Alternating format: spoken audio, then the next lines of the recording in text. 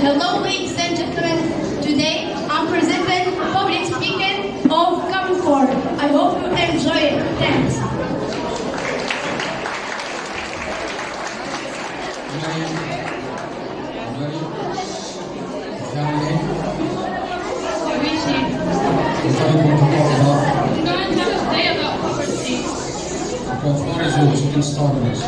Hello everybody, I hope you're all doing so far so good. So today, I'm gonna talk about one of the most interesting subjects that consider us all at home. Well, we all live in one world, right? So we know there's so many different social states. And as we know, poor people are the most ones struggling to live in poverty.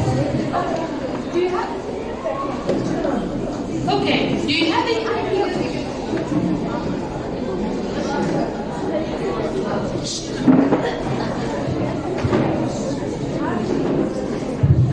Okay, do you have any idea what poverty is?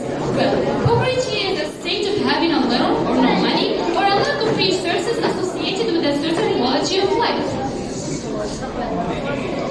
Poverty is a state of having a little or no money or a lack of resources associated with a certain quality of life.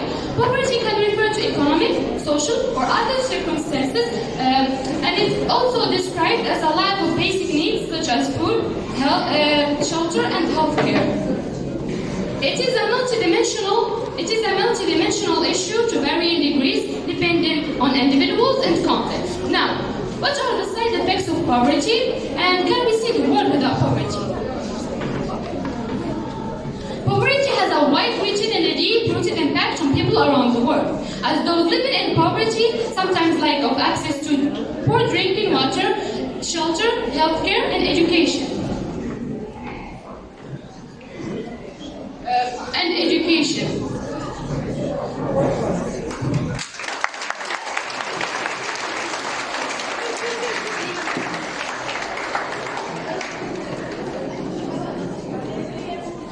Poverty has a wide-reaching and a deep-rooted impact on people around the world.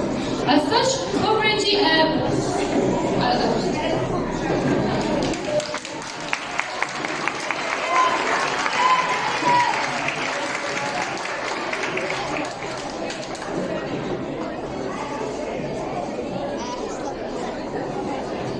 those living in poverty sometimes a lack of access to food, shelter, and healthcare. As such, poverty has many consequences on health, it can cause depression and social anxiety. Ultimately, poverty can cause a crippling cycle of distress that can be hard to overcome. Now we're going to talk about how can we see the world without poverty. Well, poverty is a pervasive problem that many people struggle with it. That many people struggle with it around the world. And the question is, can we see the world without poverty? Can we save people who struggle with it? Well, the answer is yes, we can save them, but it requires a help from all of us. Government must address the root causes of poverty. Also, individuals can help and improve. They can make a positive impact on. They can make a positive impact in the environment. By working together, we can make more than an equitable world. We can live in a more than equitable world. Thank you.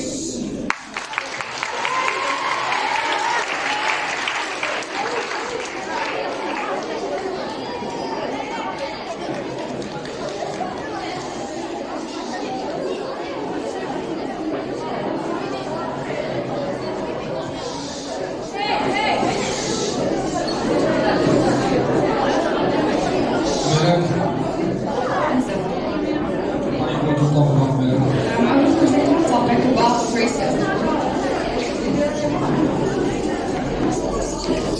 Hello everybody, hope you're doing good.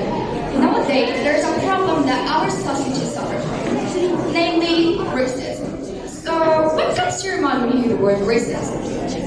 Maybe some people getting discriminated because of their skin color, or others getting oppressed because of their religion. All these and others are just manifestations of discrimination, or as we call it, racism. So, what is racism? And essentially, how can society solve this issue?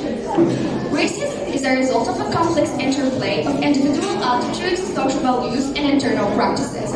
It might be expressed in the action of individuals and institutions.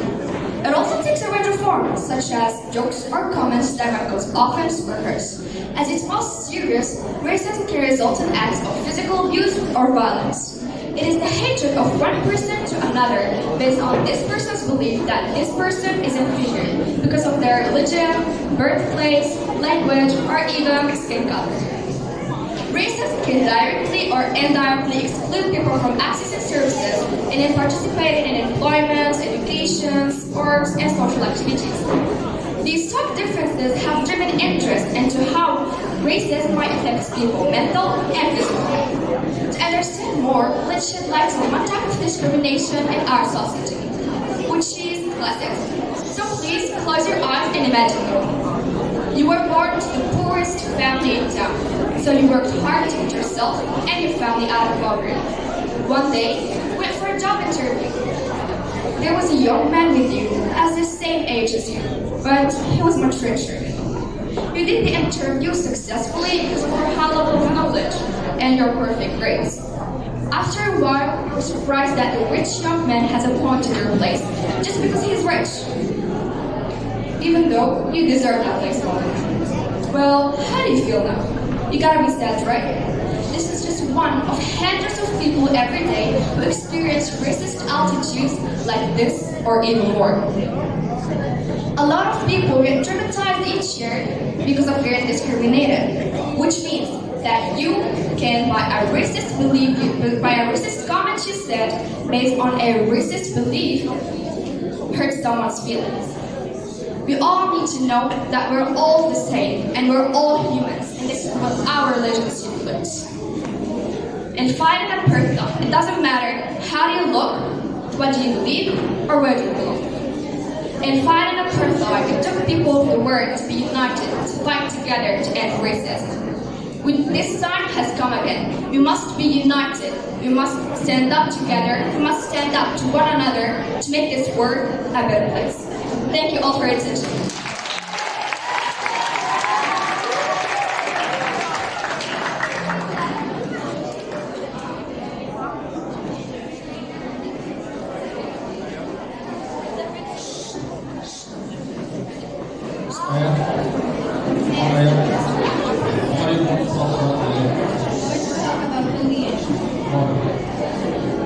Hi everybody, my name is Ella. Today I'm going to talk about bullying.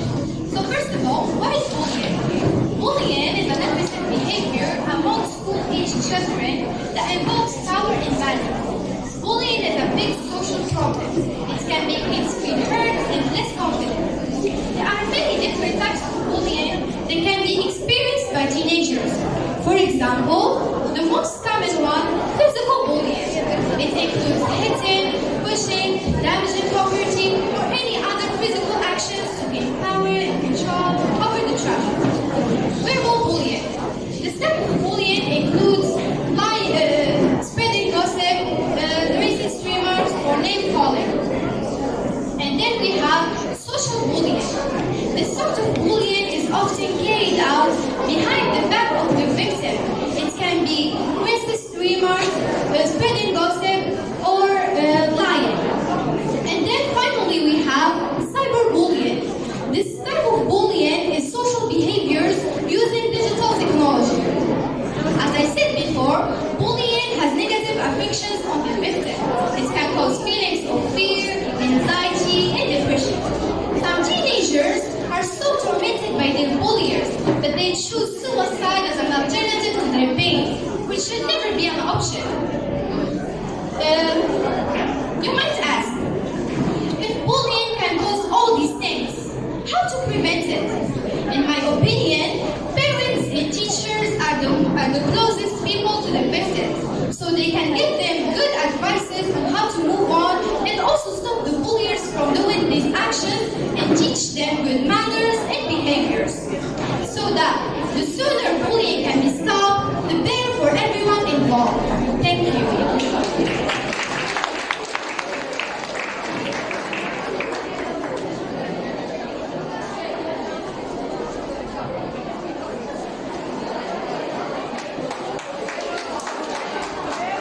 How